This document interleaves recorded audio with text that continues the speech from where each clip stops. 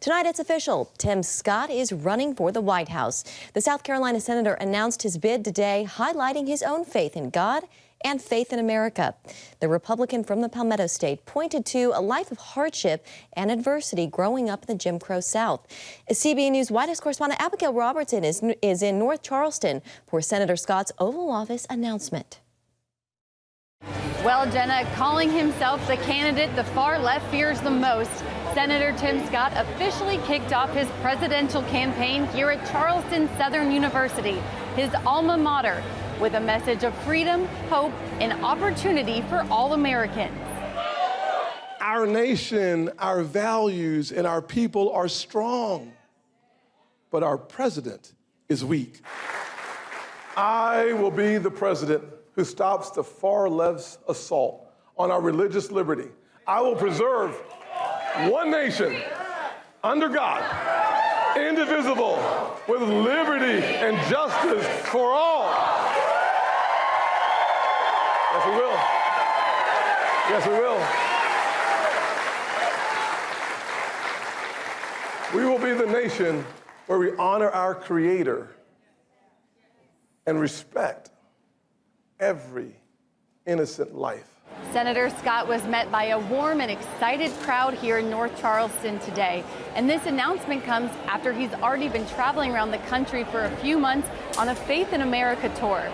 Currently, Senator Scott is trailing former President Donald Trump in the GOP primary polls pretty substantially. But his campaign believes he's only going to go up from here. And they say financially, they're starting out strong, already having enough funding to keep this race going through the South Carolina primaries. But it's not just Trump that Scott's going to need a defeat in the GOP primary, with Florida Governor Ron DeSantis reportedly making his announcement this Wednesday.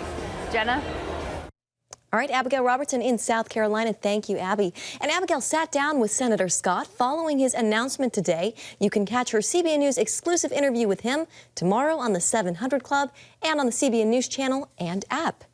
And with that, let's bring in CBN News Chief Political Analyst David Brody. So, David, we knew Senator Scott would be running. He's been on that campaign and making the rounds. But what do you make of his official candidacy?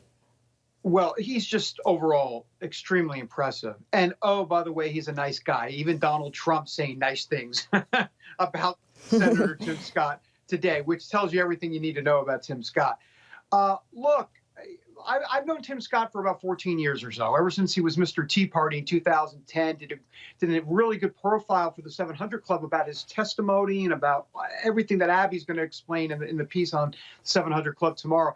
But beyond all of that, he finds himself in lane number 3. And what I mean by that is Donald Trump has his lane, Ron DeSantis will have his lane, and then there's the Nikki Haley and Mike Pence when he gets in, Tim Scott, Asa Hutchinson, Vivek Ramaswamy. That's that third lane. I think ultimately there'll be 3 people standing in the end. It'll be Trump, DeSantis, and who in that third lane will be there. I think that's what's going to happen ultimately after Iowa and after New Hampshire.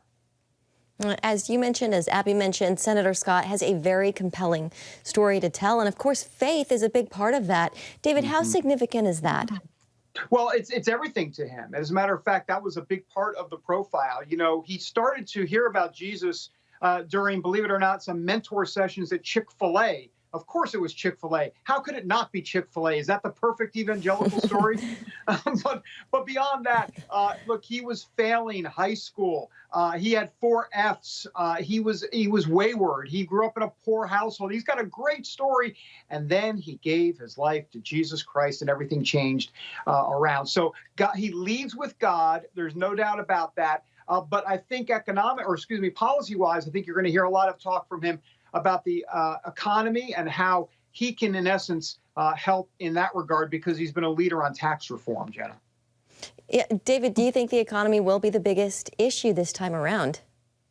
Well, it typically is, though I think this time around, I think the culture actually is going to potentially not supersede it, but be right there with it. And what I mean by that is, here we go, right, with all of the school board stuff and the transgender bathrooms and, what is a woman, what is a man, all of that. I think that will be a big part of this campaign as well. And I think Tim Scott is well positioned on those issues.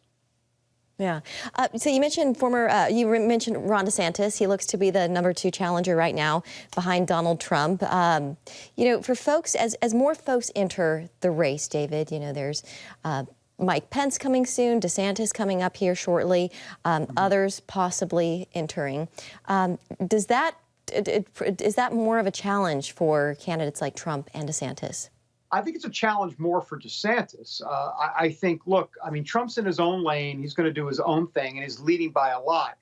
The question is, who's going to be the ultimate challenger that's going to take on Trump mano a mano or mano a womano, depending if it's Nikki Haley. And so therefore, the more people that get in, the better this is for Trump, the worse it is for DeSantis, because in essence, let's think about it, right? DeSantis would love Nikki Haley to not be in the race, for Tim Scott to not be in the race, for Vivek Ramaswamy to not be in the race.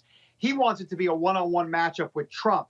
But with Tim Scott, if he gets traction, if Nikki Haley gets a little traction, even if it's 2%, 4%, 5%, that's going to hurt DeSantis. And we saw this, Jenna, by the way, in 2016. Remember there was talk about how Marco Rubio should endorse Ted Cruz and let Ted Cruz go against Trump. They never did that. Mm-hmm. Trump went on to the nomination. I wonder if it's going to be something like that this time around. David, just a few seconds left, but we've seen the former president attacking Ron DeSantis, saying he needs, I think, like a personality transplant. Just a quick thought on that. Okay, here's my quick thought. There's my quick thought. No, my thought on that is it's typical Trump, but there is a hint of truth to it, which is Ron DeSantis is not the most likable guy in the world. Don't take my word for it. Talk to the donors who aren't quite sure if they want to pony up and give the money. We'll see. It's a problem for DeSantis. I think it's going to get worse before it gets better. All right, David, we'll leave it there. Always good to see you. Thanks, David. You too. All right, Jenna.